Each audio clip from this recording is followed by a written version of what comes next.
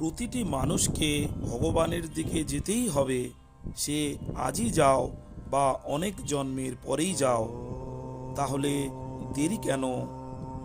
ভিতর থেকে আন্তরিক হৃদয়ে ঈশ্বর অভিমুখী হলে সাধক অতীত, ভবিষ্যৎ ও বর্তমানের সমস্ত সাধু সন্তগণের প্রসন্নতা ও কৃপা লাভ করে।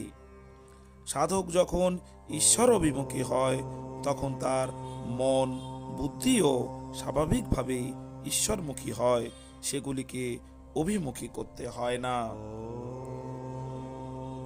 পরমার্থিক পথে রাগ দেশই হল সাধকের সাধন সম্পত্তির লুণ্ঠনকারী প্রধান শত্রু। যেভাবেই হোক ঈশ্বরমুখী হও, তারপর তিনিই সামলাবেন।